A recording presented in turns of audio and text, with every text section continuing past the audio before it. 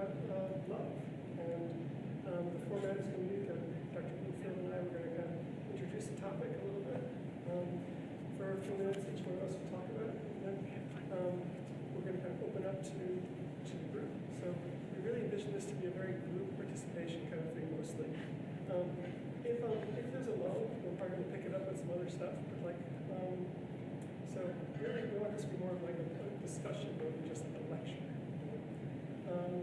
So without further ado, let me just say, let me introduce, this is Dr. Paul Bloomfield. He's a professor of philosophy at the University of Connecticut. His expertise lies in the intersection of moral philosophy and metaphysics.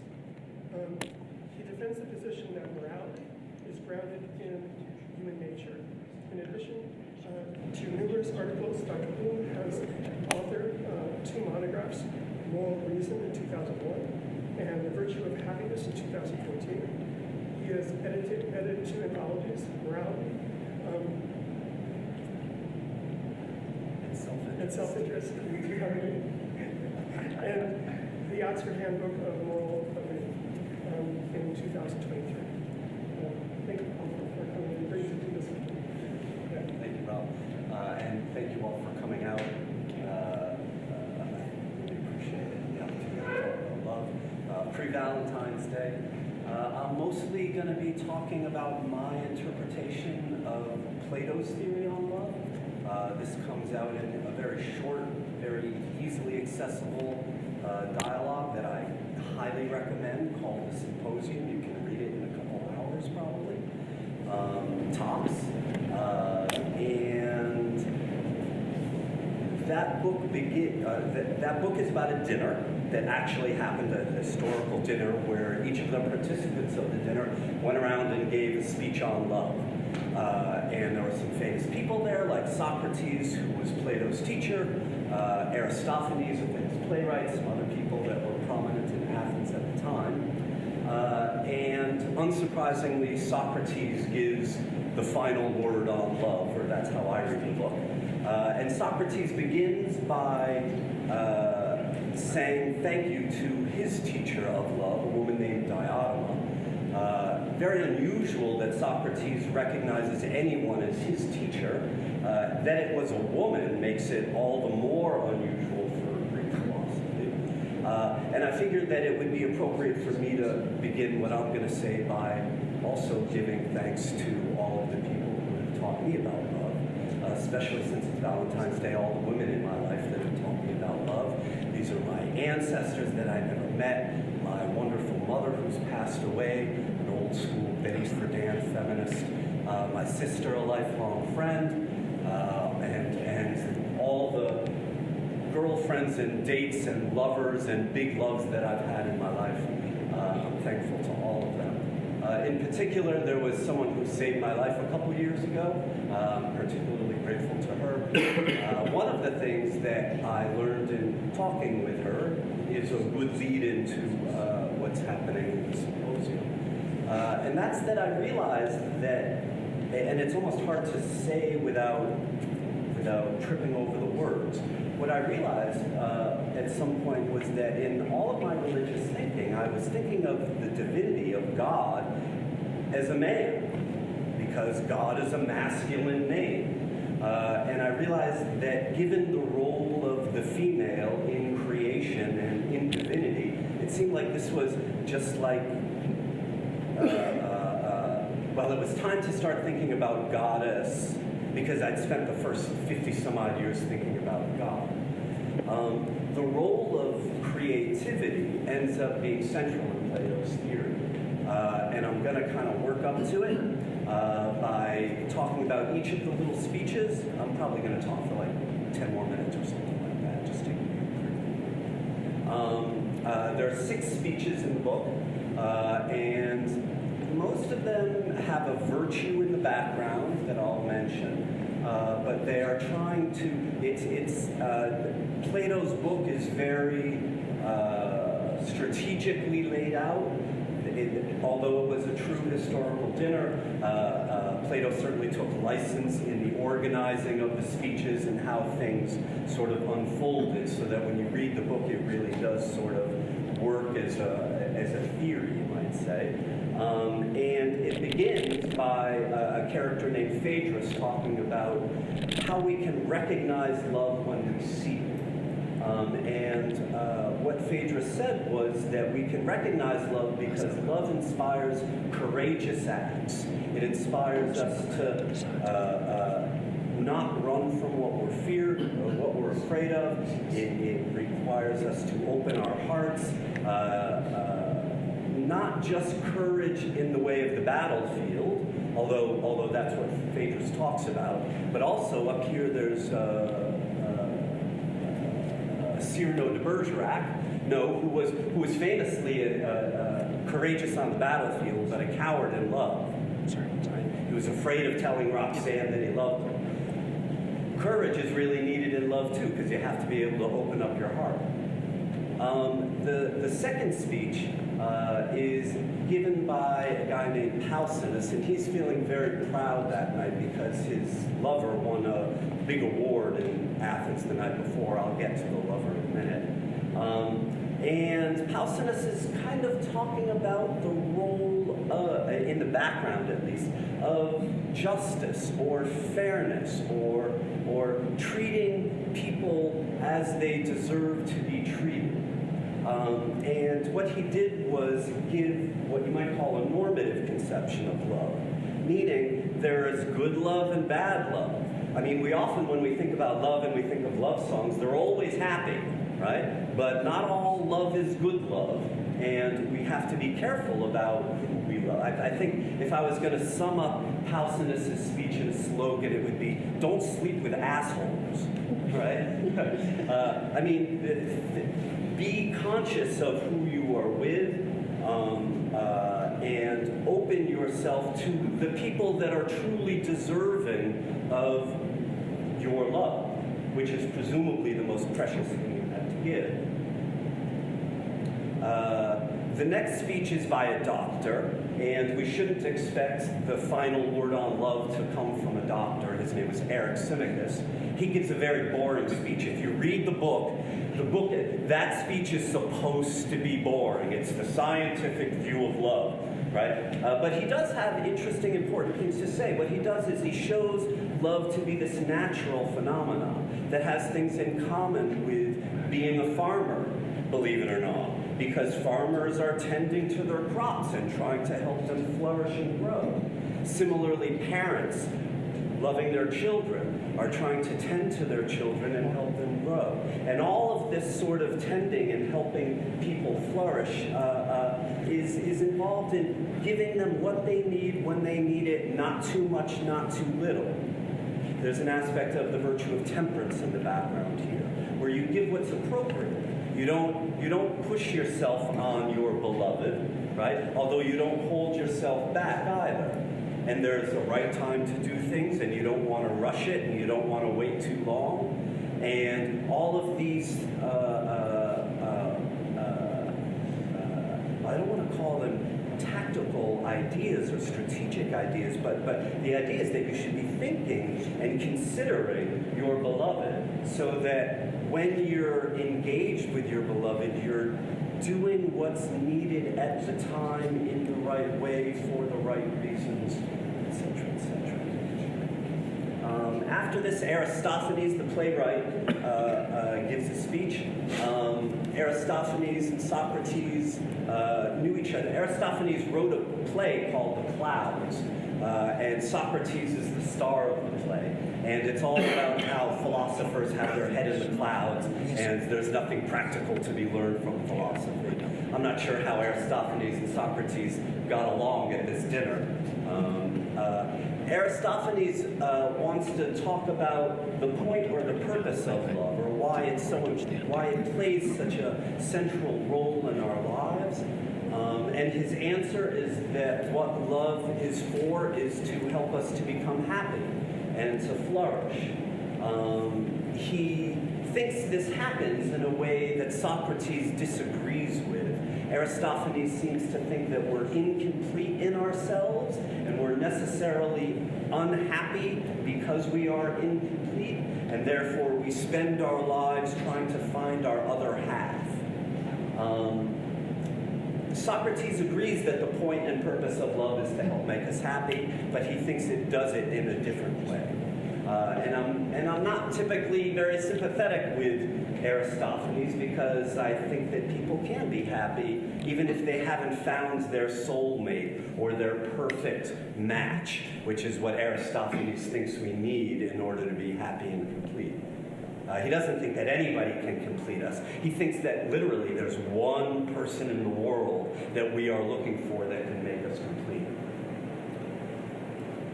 After him is the lover of Pausinus, whose name is Agathon. He's a young playwright, and he just won the award the night before for the best play of the year in Athens, like their version of the Tonys. So the celebration was in his honor, and he gives a beautiful speech, an eloquent speech. It's poetry, it really is, although it's kind of foolish and young. He basically says, love is everything good and nothing bad. And that's kind of all he says. He gives lots of details. He says love is youthful, and love is healthy, and love is beautiful, and love is candles and incense and all of the romantic things that we associate with love. And of course, love is much more than that. And so Socrates then gives his speech, and he begins by having a little dialogue with Agathon about his speech, and it becomes clear that the mistake that Agathon is making in thinking about love is that he's confusing love with the proper objects of love. And actually, the quote on the poster that says that something like love is not wise or beautiful, but love is the desire for wisdom and beauty. This, I think, really is the key to Socrates' speech. Rob's daughter chose that quote for the poster. I was very grateful to her when I saw that, because it's just perfect.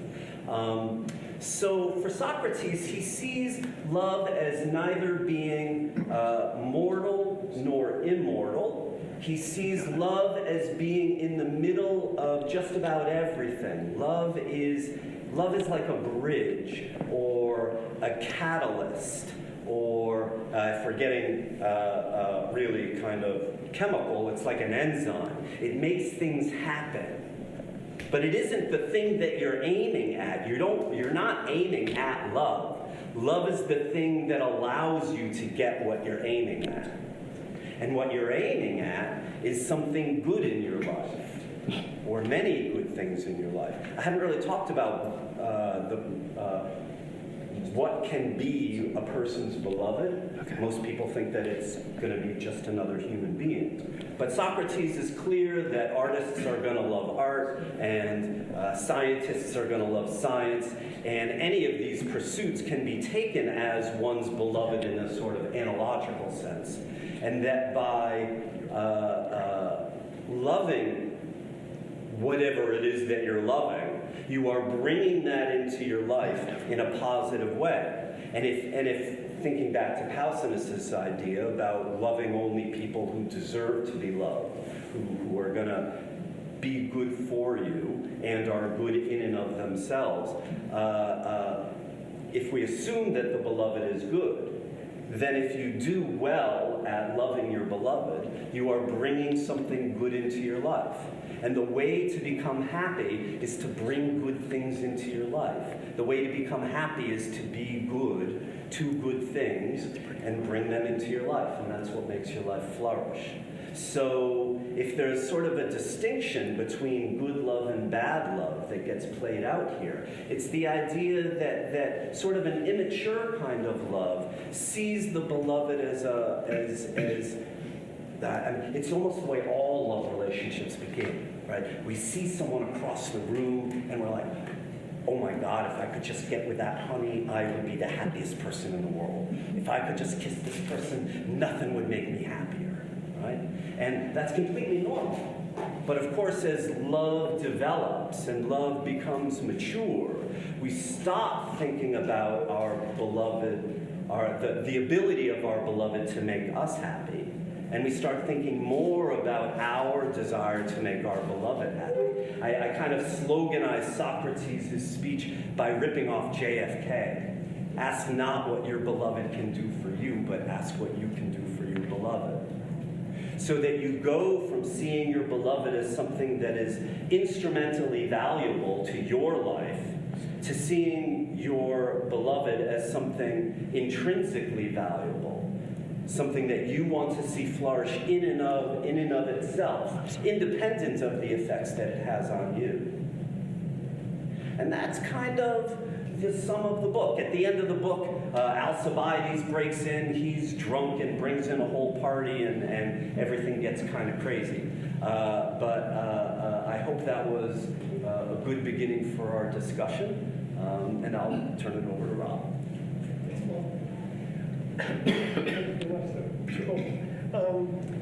I want to first say that when I started thinking about having this evening, can everyone hear me okay, or should I use microphones? No, microphone. Microphone? There's a fan over here. It's Hello? Is that better? Oh, it's so much better. Yeah, so. Okay. So when I started thinking about this, having this event, it was in part in response to thinking about maybe some of the very unpleasant political things that are happening in the world today. Some of the kind of the lack of love we're seeing, the lack of tolerance we're seeing, and thinking that, that sometimes I think discussions like about things like love can be taken as like trivial or trite or something that's light when we see in the face of like this the huge amount of suffering and huge amount of difficulty that exists in the world.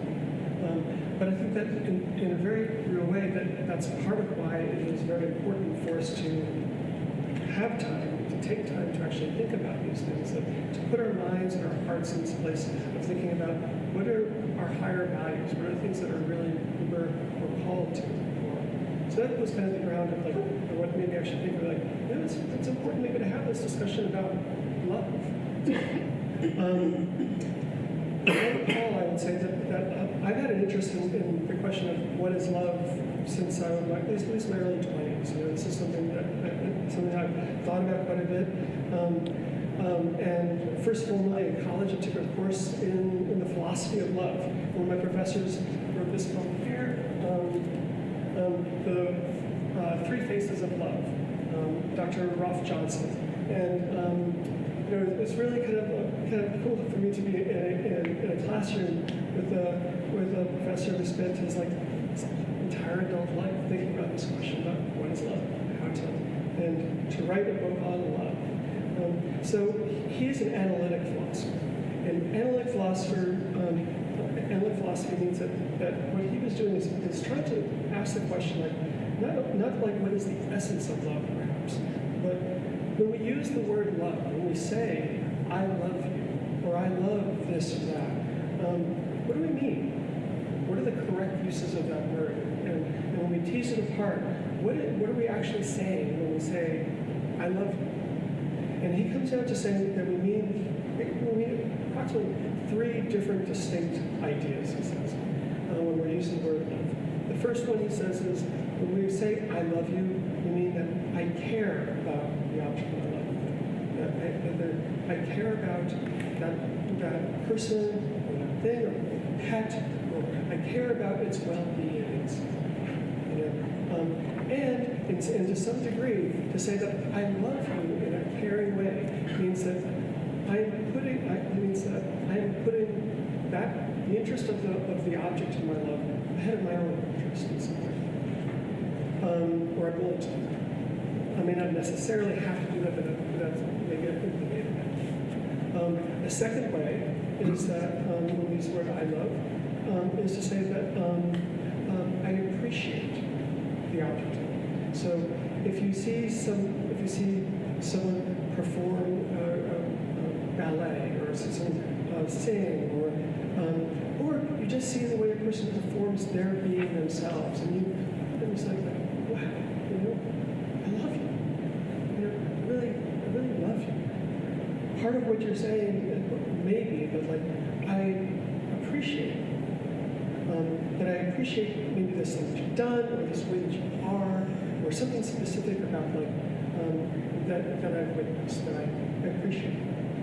And then the third way is what he calls union love. And this is the part of us that says like that with the beloved, that I want to like, that there's part of me that wants to melt and become one with the other, that wants to identify with, that wants to kind of lose oneself into the self of the other. Of these loves, Dr. Johnson suggests that the love which is most other-focused, he thinks is the appreciation. Because often when we say like, I love you, and like I want to be with you, I want to melt into you, that kind of love is kind of like, wow, I love you means that like you make me feel so good. But it's really about me. But when we say like I appreciate you, it really has nothing to do with it, except that like I appreciate this thing about the other, about the beloved. And it's completely about the other. And care is also like a little bit about like, I care about you, but there's a little bit of I want what's good for you. But there can be a projection of oneself onto that, at least according to love. So those are his analytic philosophy's idea of when we use the word love, how do we mean it? A couple other things I just want to throw in. There are other ways that love has been broken down to other kind of parts. Another Greek idea would be eros, agape, and philia. Eros being erotic love, agape being this universal love, the love of God, or the love when Jesus says like to love thy brother as thyself. This is the idea of like a universal love, and philia, the idea of a brotherly love, or love of friends, friendship love. So that's a different way, a different system of a way to break down this idea of love.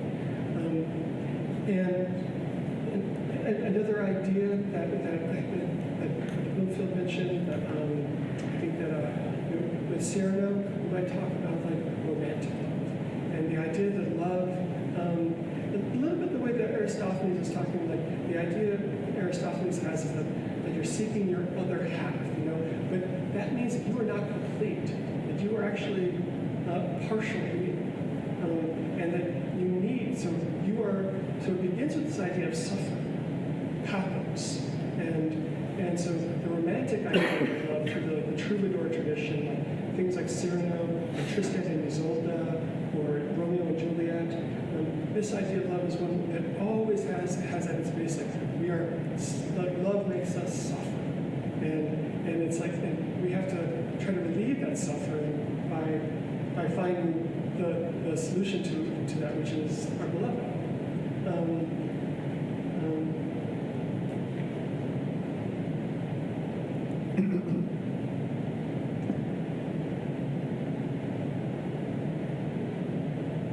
So I think I'll leave it there.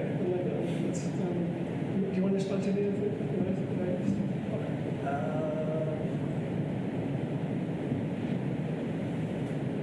Well, I gotta say, like melting into someone and becoming one with them is really creepy to me. Like the ideal of love is something where you lose your identity because you become merged with someone else. There's a lovely poem in The Prophet by Gibran where he talks about love being like two pillars that hold up a roof, or two trees that aren't growing too close together, but their branches are intermingling a bit. And that picture of love, I mean, it's not quite the union that Johnson was talking about, but I find it to be a much more a picture of love that allows us to maintain our own self-respect and our own personal integrity, which I think is important in love, so that you don't just sort of, I mean, we all know people who've fallen in love and lost all their friends because they're so in love with someone that they can't sort of be with other people anymore, right? And I think we recognize that can be problematic. So the melting in idea was just something I thought deserved some knowledge. I think that the part you're talking about is actually on marriage. Oh, yes, it is on marriage. It might be on marriage, you're right. I think you're right now that you say that. I look at Ron has another idea of love that's where he says, and this is kind of interesting, is now he sees love as being something in and of itself, like it has an existence outside of us. He says, love has no desire but to fulfill itself. So in this, he's setting up with love as an entity of its own that exists. Then he goes on, but if you love and must needs have desires, let these be your desires to melt, like a running brook that sings its melody to the night. To know the pain of too much tenderness, to be wounded by your own understanding of love, and to believe willingly and joyfully, to wake at dawn with a winged heart, to give thanks for another day of loving, to rest at noon and meditate on love's ecstasy, to return home at evening tide with gratitude, and then to speak to prayer for the beloved in your heart and a song of praise in your lips. So this idea, so love has its own existence.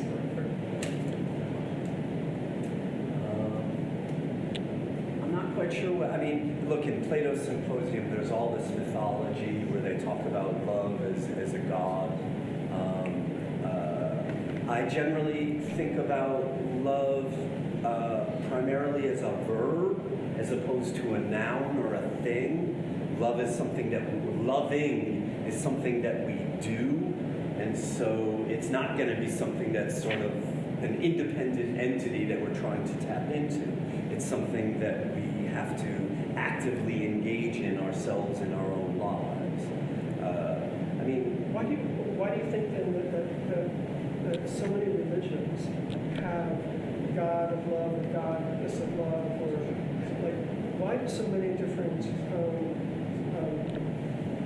mythologize and make it into an existence of itself?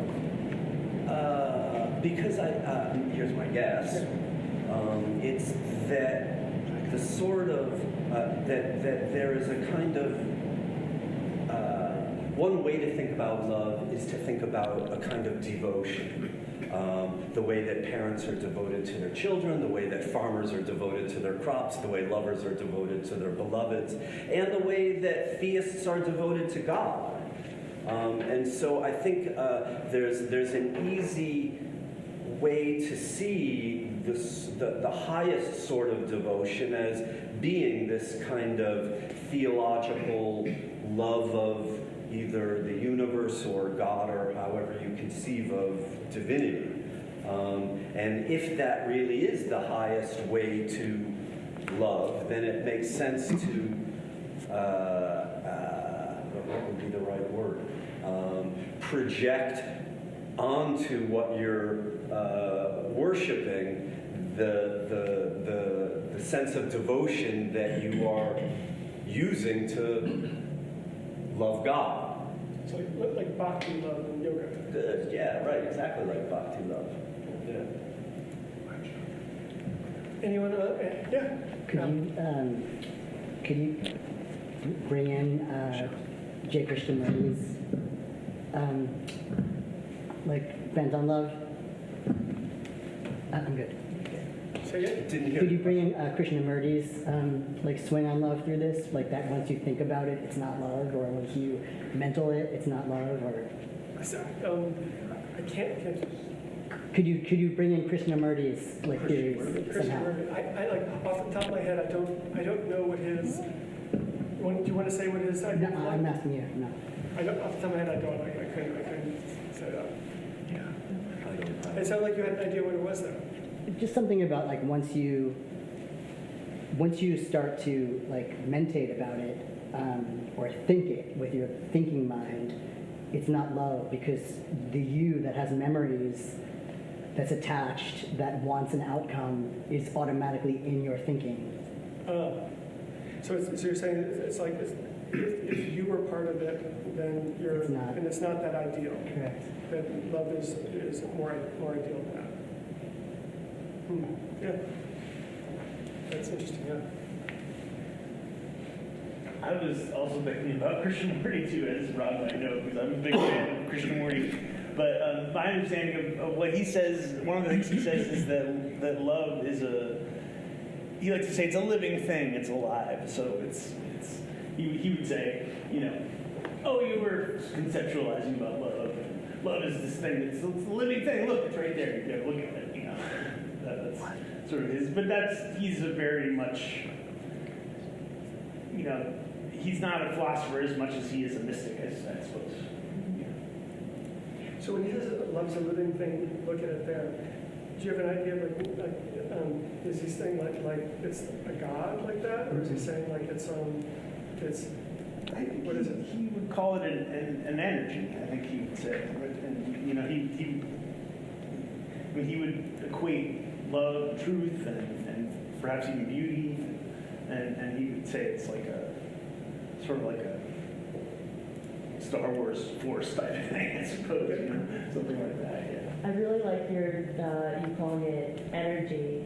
While you were speaking, I wrote down a couple of things that came to mind because I've been thinking about the fact that we're all just energy and matter. My background's in physics. And I wrote down that we are energetic communal beings navigating chaos and systems. Love is the energy of hope and growth. Unconditional love releases the need to control the how. Self-love must come first, or love will be projections of control. And then the question about the gods triggered the thought, human beings externalize things that they don't fully understand. So that's what I got from what you were saying, and then when you said energy, I was like, yeah, I wrote that down too.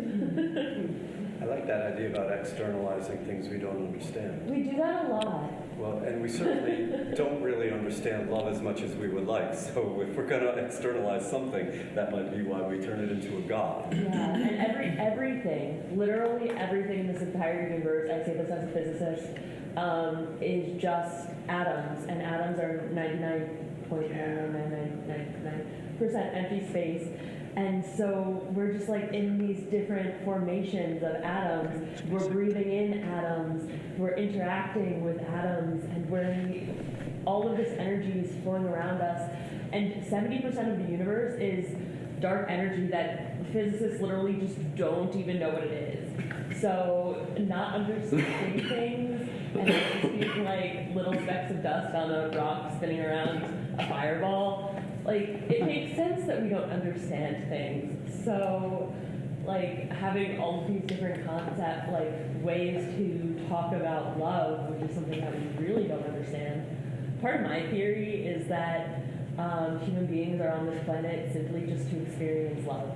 That's our purpose. Because every single species has one primary objective, which is continuation of the species.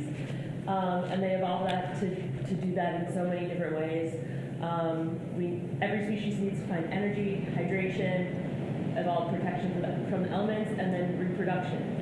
Human beings, our primary survival mechanism to meet all four of those needs is each other, which just even more so makes me think that love is the purpose of humanity. Wow. So I love this conversation. I've been thinking about it a lot. I love hearing you're talking about the energy, love is energy. I'm one that always gets, I have a little discomfort that comes when people talk about that. I'm sorry, use the microphone, please. Thank you. I have a little discomfort sometimes that comes when people talk about vibrations, but on the other hand, when I hear you talk about that, I do hear that here's this. So what would the vibration of love be versus the vibration of hate? Yeah, that's a kind of an interesting. Thank you. I have a question. I remember reading before that in the West that romantic love is it's like too popular. Like it's like distracting people from like living like better lives.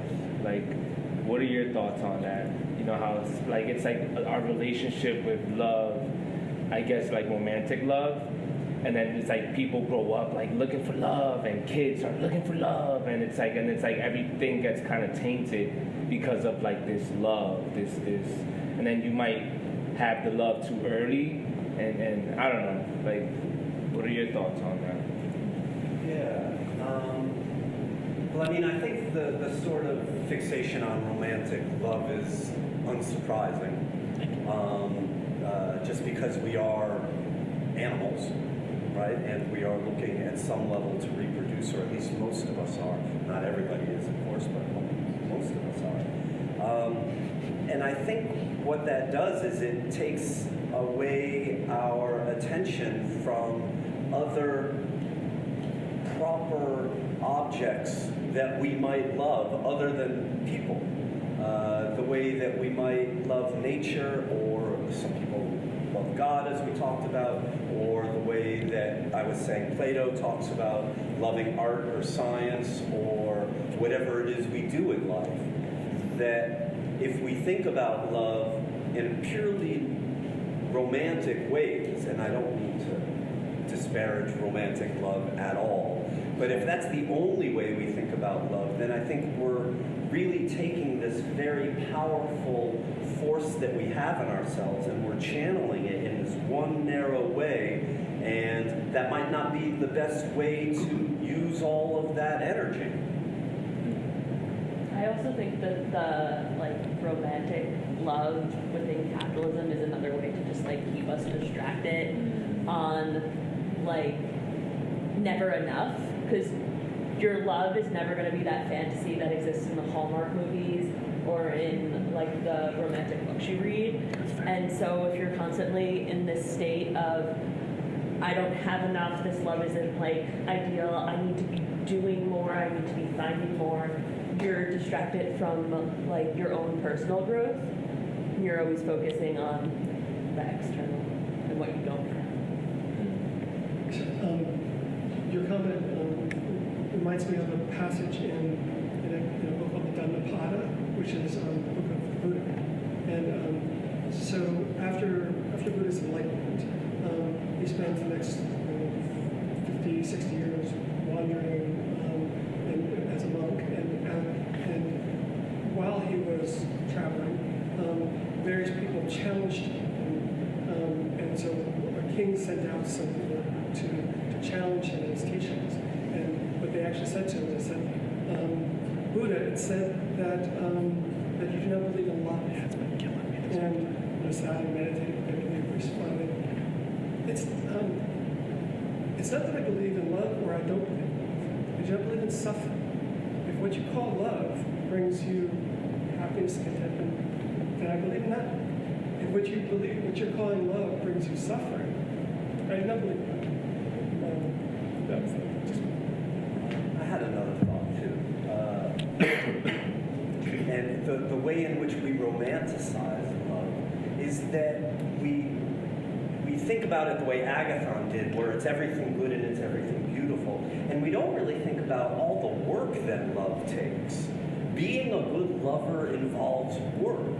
You have to invest your energy in creatively finding new ways to express your feelings for your beloved. And as beautiful as that might be in its most romantic moments, a lot of the work of love is taking care of your beloved when they're sick and holding their head when they're puking. It's not all hearts and flowers and beautiful things. A lot of love is difficult.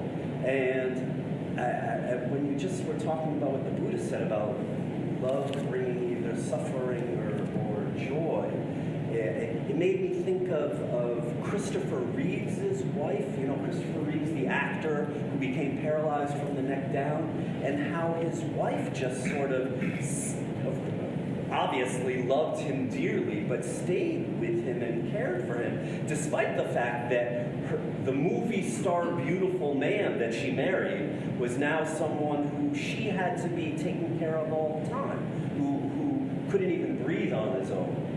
And so, I mean, I wonder whether that was bringing her, I hope it was bringing her joy, but I'm sure it wasn't all joy. That also makes me think of another, like, more psychological idea about love. So, there's psychologists have an idea called limerence, and limerence is that feeling that we get when we fall in love, and when we fall in love, and it's just like, the beloved, the object of our love is like it's all good.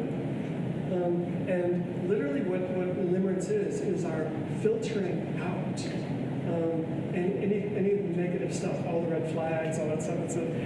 We filter that out, and we only filter in the stuff that is all good.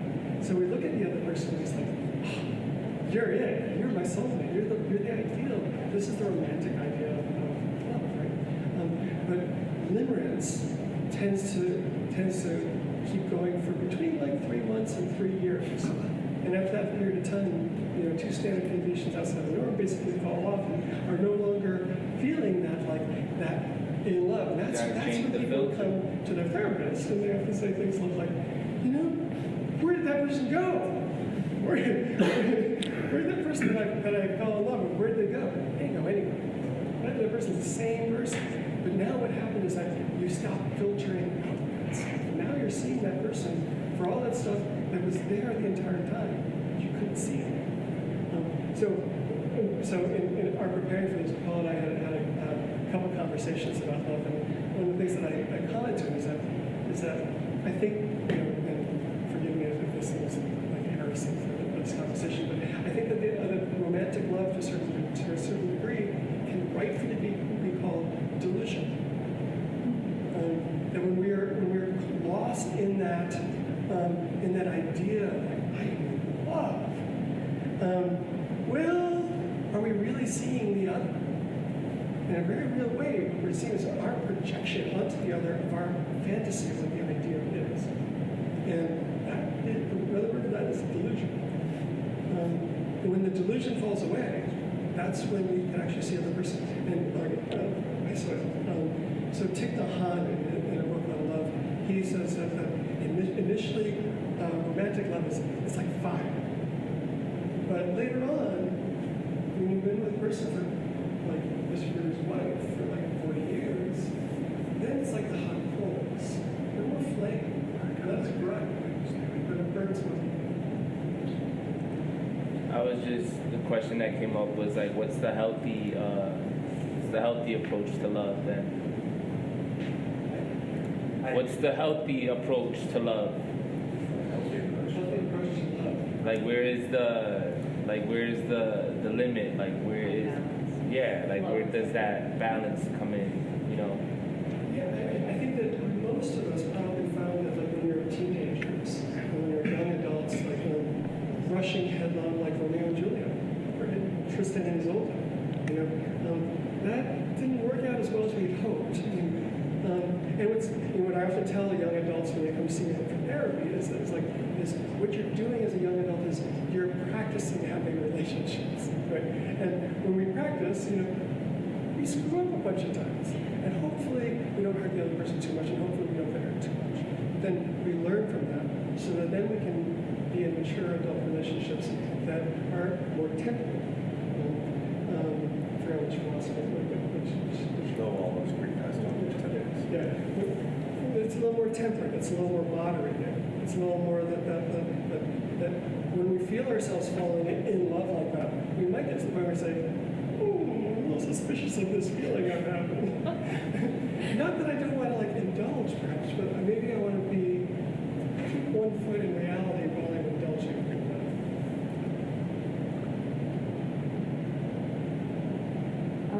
I just wanted to clarify the term, because what you described as limerence, I've always heard as new relationship energy, whereas limerence, from my experience as part of the non-monogamous community, we tend to define that as more of a one-sided infatuation with someone. Like you can have a limerence relationship with a celebrity something, or like it could be somebody who you know, but it's more that same like new relationship energy that you're describing, but the fantasy is one-sided. The other person is just like maybe to them you're just their fuck buddy, and like you're deeply madly in love. As it's used from psychology, generally doesn't specify whether it's one side or not. Like Okay. two people can have limits towards each other, and they're both projecting Different things. different stuff onto the other person. And that's, for instance, that's literally why, like, for instance, like you might get together with someone, and after a while, and maybe you're now partners, and maybe later on you get married or something, and then one person says, you know, hey, I'm going out to dinner with my ex. You're, what? You're not allowed to do that. Well, you're not allowed to do that. Of course I'm allowed to do that. And because each one of you have got different ideas of what a relationship is, it's like part of what relationship counseling is, kind of like, is to help you get on the same page of what the rules of that relationship, what you agree on. You know, to actually make manifest what your expectations were that you maybe didn't actually say, because you just take it for granted. Because most people walk around thinking like, oh, my world is the way things is. Yeah, not so much. Okay. We've talked a lot about like romantic love, but we haven't talked at all about self-love and like how important that can be in order to not get like fall head over heels in a fantasy or delusion. Like, do you have any comments on self-love and the importance of really staying grounded in who you are before you step into a romantic love, or like you can't pour from an empty cup? Yeah, I want to say one other thing about the question about a healthy way of thinking about love, and that's to, and I would just sort of repeat what I said earlier about acknowledging the fact that love isn't all beautiful hearts and flowers, and that you should expect things to be difficult, and go into it with that eyes open sort of view, so that you're not sort of living in a fantasy. Limerence. As far as self-love, I don't think that the sort of attitude that we call loving when we are talking about being in love with someone, or the way that artists love art, I don't think that that attitude directed toward the self is a healthy thing. That's not to say that the sorts of self-directed attitudes that you're asking about are anything but extremely important. But you wouldn't call them love. I wouldn't call when I hear self-love, I hear pathology. I hear someone who I hear narcissism. Right? There's a narcissist looking in the mirror. That's not to say that we shouldn't have self-respect, that we shouldn't have self-esteem, that we shouldn't value ourselves properly, and not just ourselves properly, but value ourselves as being part of the relationships that we are in. But I don't think that we should be devoted to ourselves in a way that we should be devoted to things that are external to us, that will bring other goodness into our life. Interesting. I strongly disagree. As somebody who spent most of my life feeling unloved, feeling unlovable, and feeling like a worthless piece of shit, worthless piece of like waste of space, I spent most of my life thinking that way. And over the past 3 years, 3 years ago, on my 25th birthday, I declared unconditional self-love, and have spent the past 3 years figuring out just how hard that is to uphold. And yes, the self-respect is part of it, and the self-acceptance is part of it, but really cultivating a relationship, a loving relationship with every single version of me that has ever existed, from the little kid to every version of me who will ever exist. I have a connection with my 60-year-old self, and when I'm sitting there struggling and like, I don't know how to do this next thing, I think to myself, how grateful my 60-year-old self would be to have another minute as a 28-year-old. to come back into this body. That's really beautiful, and I love the story. What I would say, I mean, and I agree that we should love all the little children that are in us, right? And all who we were when we were, and I never even thought about loving myself in the future, and I like that idea too. But I feel different about the idea of loving me now. Like, I'm devoted to me in the way that I want to be devoted to my beloved. That's the attitude that makes me think that there's something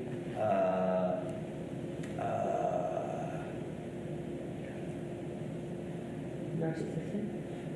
pardon me? You said narcissistic or no, I mean, look, narcissism is this to an extreme. But I just wonder if the attitude of self-love is really the same. A healthy attitude of self-love is the same attitude towards the self as a healthy attitude towards a beloved. I think it makes a lot of sense to have self-love as a prerequisite for love, in like authentically, healthy love. But if I just bear with me for just 1 second. Rob, when you were mentioning earlier about the kind of love that involves melting into somebody else, I think we all understand like that feeling, that impulse. I think a lot of it has to do with there being boundaries that are being transgressed, and with the excitement of that, right? Like how intense that feeling is of transgression, right? Of going beyond yourself, right? And having that also happen with you. But you have to have those boundaries in the first place, right? You have to have, in order for there to be that little death, right, of losing the identity of who you are with somebody else, you have to have that energy in the first place. So my interpretation of self-love is not one of extremely high self-regard, as much as having an understanding of what those boundaries are that constitute who you are. That's kind of how I would say that. Yeah. I have a question for you. Okay. What's your name? My name is Spencer. My pronouns are they, them. Okay. Nice to meet you. My question is, what happened? What difference did you see when you decided to go in all the way? Like, what Into was self-love? Yeah, like what was the change? Like, what did you uncover about yourself? Like, how did it feel to you? How did it feel to me? Yeah, like what changed? Like what triggered it? Am I explaining the question right? Asking the question right? It's like what, like you said, before you didn't love yourself, and now you did. Like what? Well, like how are you living now? Like what how am I changed? living now? Like, what does it? What does it feel like now? Like what does it feel like now? Okay. It feels really great, honestly. One of the realizations that I've had over the past 3 years has been that I was never unloved or unlovable. I was loved by people who didn't love themselves. And people can only meet you however deeply they've met themselves. And that's why this concept of self-love is so important to me, because the deeper I meet myself, the deeper I'm able to meet other people. And right now, I am getting to that point where I see what you're saying, because if I continue on this journey of only focusing on my self-love and my self-growth, then I will end up being a narcissist. I'll end up only thinking about myself. And I had to go through a little bit of a period like that, because I was so far on the other end where I was harming myself, where I did not think that I deserved a space on this planet, where I, as a teenager, 3 times tried to remove myself from this planet. And so since I went so far to that other end, now after these 3 years, I feel so good. I'm trying to start a movement that I call Systematic Chaos, that is all about reconnecting human beings to our roots as a species, which to me is just all about love and connection, and specifically self-love, radical self-love and self-acceptance, human-centered community building, and that's where the love of the other comes in, and then faith in the universe, which is where the love of just existence comes in. And so for me, all 3 of the pillars of my movement are those different layers of love, starting with the self and then moving into your closest community. Maybe it's your lover, maybe it's your friends, maybe it's your family, and then expanding that love upwards through the complex systems of the cultures we live in, understanding that we're just part of the universe and our purpose here on this planet is love. That's my take on it. Thank you. Thank you. Thank you for asking.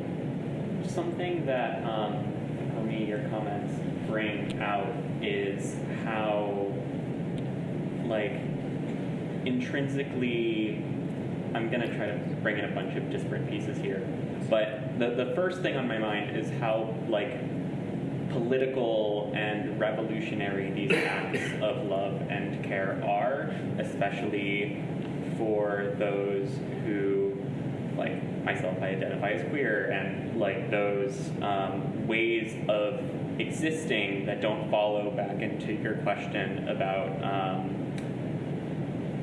like this cultural idea of like rushing into a particular thing of like self-care to me, or self-love, sorry, requires like patience and nurturing, and going back to the idea of like love as kind of a conduit for something better. I can think of like loving your future self as like that conduit to reach for, and then that can like be a conduit for healthier relationships, and that the work, I guess, becomes so much more important when those like very acts of love and kinship that we might gravitate towards, like polyamory, are not necessarily accepted or traditional or encouraged. And I appreciate your story. Thank you for sharing, because I think it just brings to light how important, even if we call it love or don't call it love, those like intentional, patient acts of care are. Yeah, they're really important. There's an essay, it's actually an interview with French philosopher Michel Foucault called Friendship as a Way of Life. And you were mentioning I think I heard you say something about the queer view and then the polyamorous view. One of the things that he talks about in this essay, in this interview, the interviewer begins the interview by saying, are people born gay or did you become gay? Or how'd that happen? And he's like, you're missing the point. This is not like, homosexuality is a form of desire. It is desirable. Then he goes into this idea that what is different about, he's specifically writing in the 1970s in San Francisco. He was a French philosopher who was writing in San Francisco in a specific time and place. So what was very common at this point was a form of relationships, it was a form of friendships that these men had, that were, that rather than have a single romantic partner, they would have friends. And some of these friends they might be sexual with, some of the friends might not be sexual with. Some of the friends might be, like in the Greek period, might be 20 years older than you. And a person who's 20 years older than you, maybe they can offer you certain opportunities in the world that a person that you don't have. And a person who's 20 years younger than you, well, they might offer you doors into places in the world that you wouldn't ordinarily go to. He says things like if you're living with somebody, maybe you want to go on vacation with them. Want to go on vacation with them. So what he talks about is how in this kind of idea of friendship, all of our boundaries between each other are called to certain questions. And our physical boundaries, economic boundaries, age, all these sorts of things, which then you can have unique relationships with every single person in your life. And every single person in your life is going to bring you something very unique and going to offer something unique to them. And it's that uniqueness that is this friendship kind of that I think that he's speaking of. What's the book? It's an essay. It's an interview. It's called Friendship as a Way of Life. You can find it online in PDF. Yeah, it's fun. Yeah. Dean Spade just wrote a book called Love in a Fucked Up World, where he, sorry, Dean Spade, who's a queer activist who does a lot of work with like mutual aid, just wrote a book called Love in a Fucked Up World, where he argues kind of a similar thing, which is that like what we need in terms of social justice right now to kind of overcome some of the harrowing issues that you brought up, Rob, like at the beginning of your talk, kind of going on in the world right now, is like in order to have activism, we can't have singular monogamous relationships because they isolate us, and that in that isolation, we're kind of like bereft of, first of all, we're like slave to the capitalists, like romantic myth of, you know, one person being able to kind of fulfill all of one's needs, and then you end up being isolated in this relationship because of jealousy and control and all these things that like aren't about freedom. So that while like those relationships might be beautiful and monogamy might be a choice, as an intentional choice, knowing that there are forces, kind of societal forces coming down on you that might be influencing how you feel, is freeing. And that, you know, when we open to the fact that like one person can't meet all our needs, and allowing your partners to be free while you connect to others, like that's how we build movements that could kind of help with what we need most. So that's Dean Spade. It's a book just came out. It's interesting.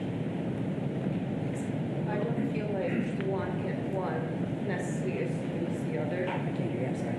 I don't think one form of love necessarily excludes another one. No, yeah, no. He's just saying the argument was just to be intentional about like Exactly. some of the myths that we all, even if we think that we've evolved through them or like transcended them, they're in us. Like we've been raised through whatever decades we have, and we can't escape the kind of normative stuff that we're fed constantly. So just by being aware of that. And making the choice, like I'm not knocking monogamy at all. I think that it's really beautiful, but you know, thinking of how patriarchal forces and control and just what is your freedom about is just the question kind of that he poses, and how is connection and community often like sacrificed to isolating relationships for many people that like preclude our ability to have a movement. I just want, so along the idea of political love, I got something I said to you by Che Guevara. When he was interviewed at the UN, he was asked about revolution, and he said, "Let me say, at the risk of seeming ridiculous, that the revolutionary is guided by great feelings of love. It is impossible to think of genuine revolutionary lacking this quality." And I think about that, and then also like you mentioned mutual aid. The anarchist philosopher Peter Kropotkin, his primary, where we get the idea of mutual aid, that phrase comes from his a book that he wrote by that title, and he also is talking about what should drive society, what ultimately is love.